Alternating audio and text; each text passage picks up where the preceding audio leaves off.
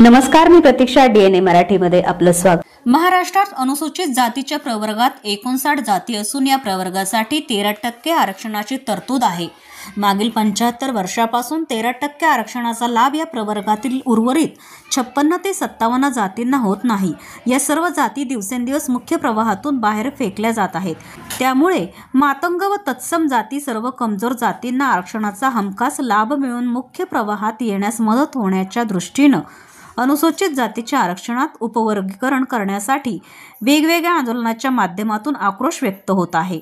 पंजाब, हरियाणा, आंध्र प्रदेश, तामिळनाडू इत्यादी राज्यांनी वंचित जातींना न्याय देण्यासाठी अनुसूचित जातीच्या आरक्षणात उपवर्गीकरण करून अंमलबजावणी सुरू केली होती आणि या राज्यांनी आरक्षण उपवर्गीकरणाची अंमलबजावणी सुरू केली आहे.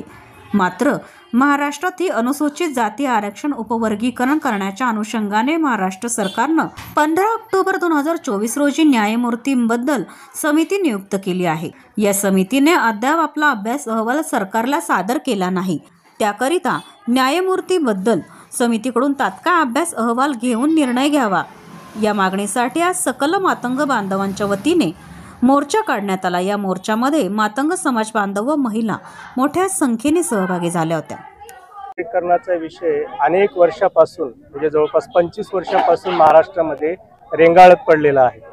ठीक आहे, पण सर्वोच्च न्यायालयाने 1 ऑगस्ट 2024 रोजी स्पष्ट निकाल दिलेला आहे की अनुसूचित जातीमध्ये आरक्षण वर्गीकरण करून सगळ्या जातींना समान न्याय द्यावा, असं सर्वोच्च न्यायालयाने निकाल दिला. त्या निकालाच्या अनुषंगानं इतर सर्व राज्यात ज्या ज्या राज्यामध्ये आरक्षण वर्गीकरणाची मागणी होती त्या दक्षिणेतल्या आणि उत्तरेतल्या सगळ्या राज्यामध्ये आरक्षण वर्गीकरणाची अंमलबजावणी तिथल्या सरकारनं लागू केली. परंतु दुर्दैवानं महाराष्ट्रामध्ये सरकार अजूनही 1 वर्ष झालं बदर समिती नियुक्त करून यासाठी म्हणजे आरक्षण वर्गीकरण करण्यासाठी एक न्यायमूर्ती बदर समिती नियुक्त केली. त्या बदर समितीला 1 वर्ष झालं तरी पण अजून अहवाल सादर झाला नाही. परत त्याला 6 महिने मुदतवाढ दिली. म्हणजे जिथं इतर राज्यांनी 1 ते 2 महिन्यामध्ये तिथल्या आयोगाने अहवाल सादर करून लगेच वर्गीकरण लागू केलं, तिथं 12 महिने 1 वर्षानंतर सुद्धा सरकार हे आरक्षण वर्गीकरण लागू करण्यास दिरंगाई करत आहे, जाणीवपूर्वक टाळाटाळ करत आहे. आणि त्याच्या निषेधार्थ परभणीमध्ये आज हा महाराष्ट्रामध्ये पहिला जिल्हास्तरीय मोर्चा झालेला आहे. प्रतिनिधी बालाजी कांबळे, DNA मराठी, परभणी.